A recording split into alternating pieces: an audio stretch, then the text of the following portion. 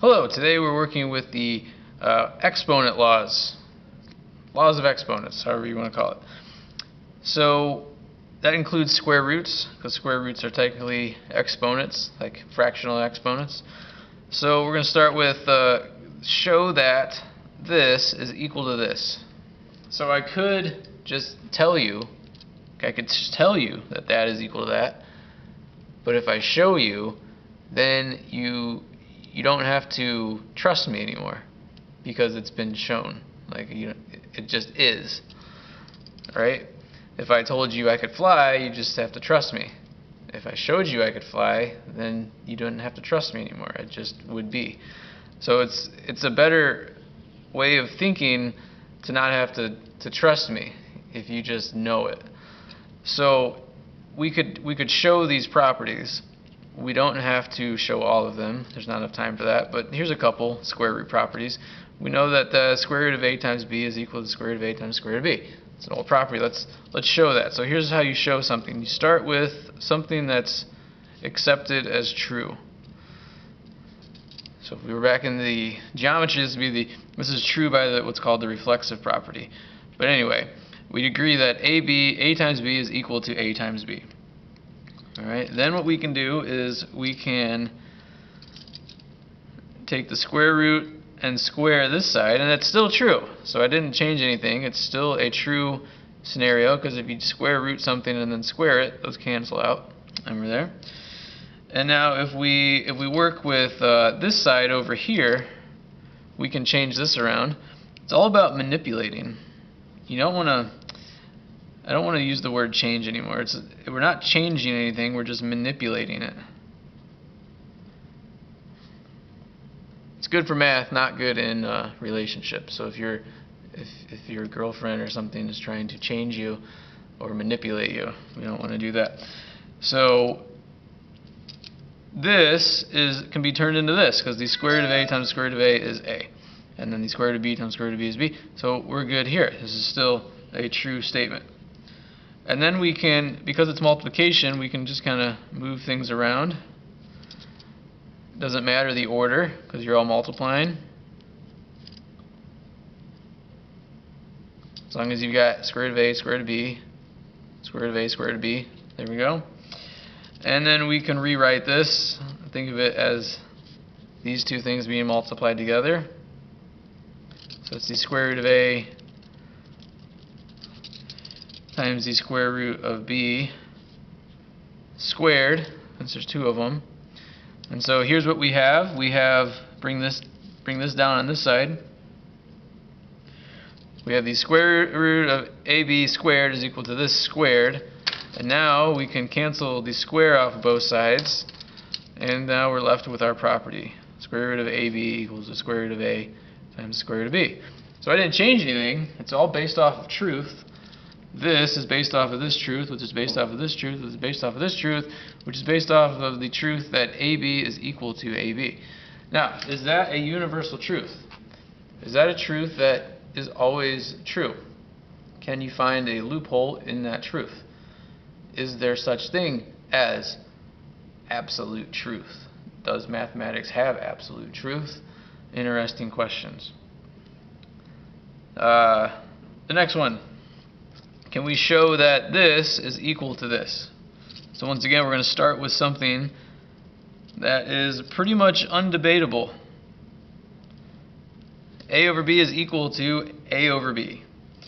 This side, we're going to do the same sort of thing. We're going to do the square root and the square, which cancels out, so this is still true. Over on this side, we're going to do the same thing as before. Like that. So this top is still equal to that top, this bottom is still equal to that bottom,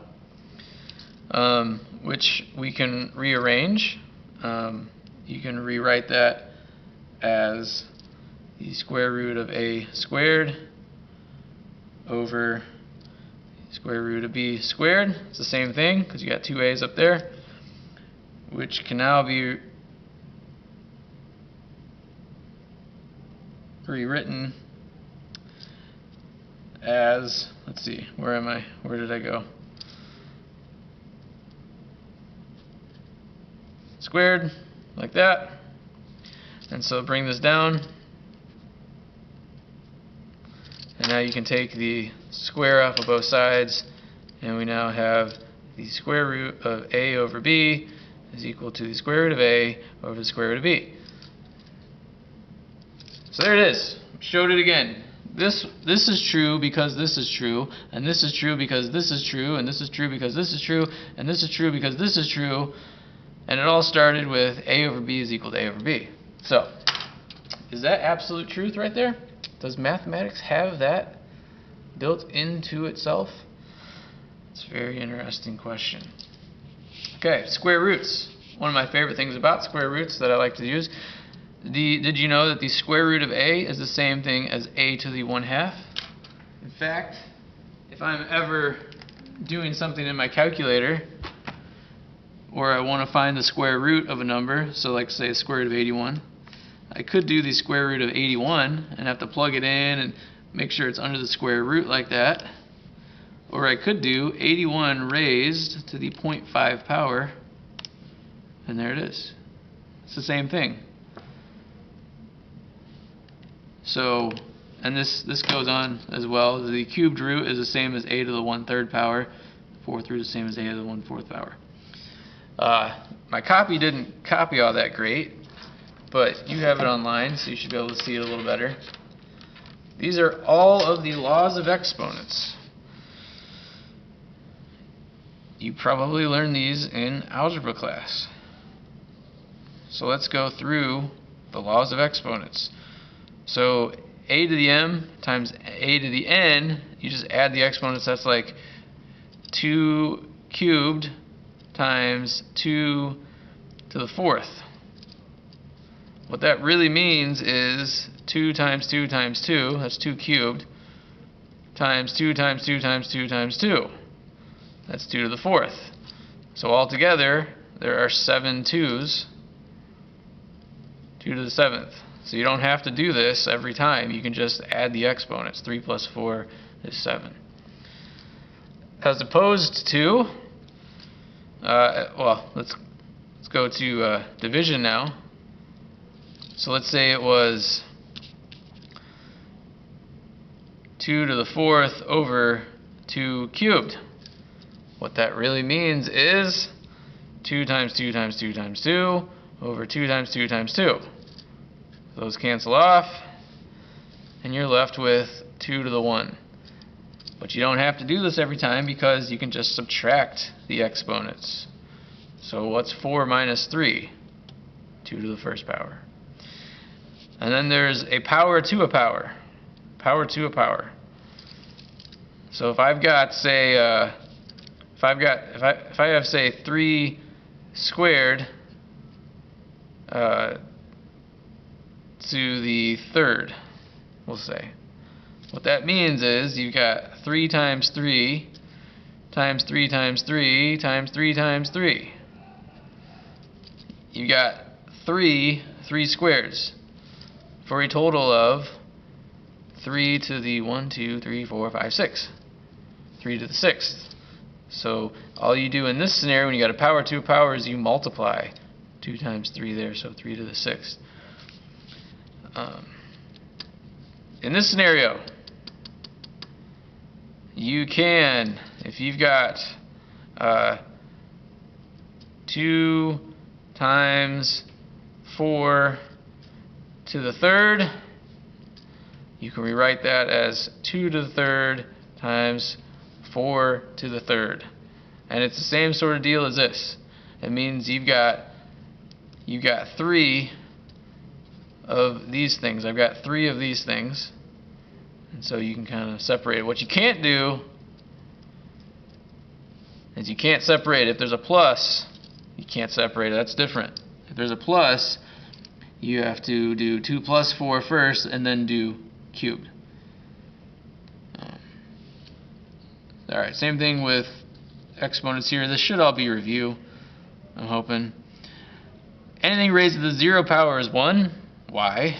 Why is anything raised to the 0 power? Well, let's try 3 squared over 3 squared. Now we know this is 1, right? Because anything over itself is 1. And according to this, if I've got anything over itself, I can subtract. So this is 3, 2 minus 2, which is 3 to the 0. So there we have it. 3 to the 0 is 1. Anything raised to the 0 power will always be 1. And then the last one, this is an important one. If you have a negative exponent, like that, 3 to the negative 2, you can rewrite that as 1 over 3 to the positive 2, and vice versa, and you can go from here to here. Or, let's say you've got 1 over 3 to the negative 2, like that. What if it's in the bottom? You can move it to the top, and now that's 3 squared. So if you can move things from the numerator to the denominator, and you can move things from the denominator to the numerator, you just have to switch the negative sign as you move them. Those are all your laws of exponents. Now, the rest of the lesson is me doing examples. So here's the deal. You can't really see them all that well, so I'm going to copy them down. So here's number 1. It says, write as a single surd. Now a surd is a non-rational square root. So this is a surd, square root 11. This is a surd, square root 11. However, for A here, this is exercise 3A. This is 1A. So I'll be as precise as I can here. Square root 11 times the square root 11 is the square root of 121. Now that is not a surd because the square root of 121 is 11. So that's the answer. I'm going to do the blues that I've outlined here, and you're going to do the greens for your homework. So I'm going to do 1G now. This is 3 root 2 times 2 root 2. Alright, so we can reorder this. This is all multiplication. That times that times that times that. So we could do 3 times 2, which is 6. And then we could do root 2 times root 2, which is just 2. So that's just 12. Alright, so you'd have to do I and K on this one. Oh, and B. So I did the green ones. Blue is in class, green is homework. See how many we can get through. Number 2. Number 2 says, write as a single surd or rational number. It's the square root of 18 over the square root of 3. So the square root of 18 over the square root of 3, and this is 2b, by the way. 2b. So we need to write this as a single surd. Now the square root of 18 we can rewrite as the square root of 6 times the square root of 3. And we can cancel those out because those are the same things. So written as a single surd here is the square root of 6. Can't go any farther than that. 2h. We have the square root of 5 over 2 root 10 times root 2. So there we have it. That's what we're going to be doing. We're on 2h now. So we can't do much with the top right now. On the bottom, again, it's multiplying. So this is 2 times root 10 times root 2. We can multiply these together to make that root 20, which can be broken down into root 4 times root 5. That's root 20. So it's going from this to this. Those cancel out. So by canceling, you still have a 1 on top. And then root 4 is 2. So you got 2 times 2, which is 1/4.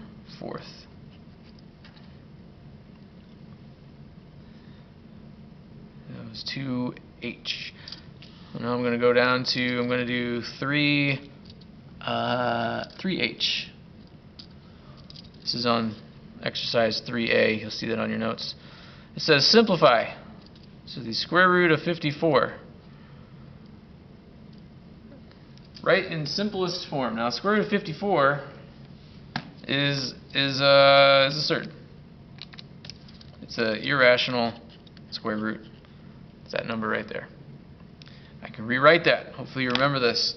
So what you have to do is you have to look for perfect square numbers, like these numbers. 4 is a perfect square. It's 2 times 2. 9, 3 times 3. 16, 4 times 4. 25, and so forth and so on. You want to find these numbers that can be divided out of 54, and so obviously 9. So the way I would write that, I would write the square root of 54 can be written as the square root of 9 times the square root of 6. And then the square root of 9 is not a surd. That can be written as 3. So there it is. Let's check our answer. 3 root 6 should be the same thing, and it is. It's just, this is called the unsimplified version of that number. This is the simplified version. And it helps to simplify because you can cancel stuff off and factor stuff out eventually. Alright, so I'm now on 3i. So I'm going to do this one really quick. Square root of 50, square root of 25 times the square root of 2, which is 5 root 2.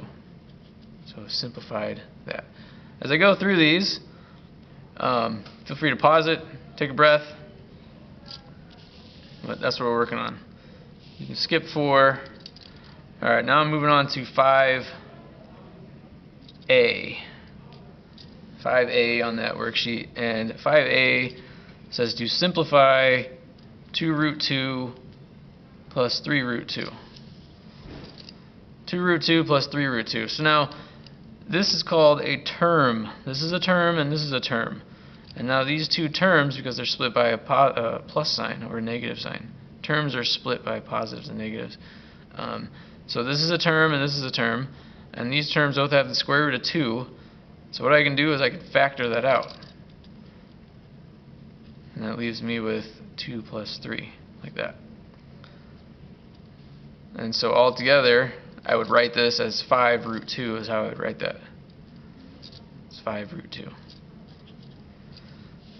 Next is 6D is what I want to go over next. So if I was doing this assignment, I would pause the video after 5A and I would do the rest of 5 that you have to do. So you have to do 5F and G. So pause the video, and then I'm going to do a question from 6, and you're going to also do some questions from 6. So I'm doing 6D, which is 2 root 27 plus 2 root 12. And it says to simplify again. So we have to simplify these somehow. Interesting. So they definitely have a 2 you could factor out.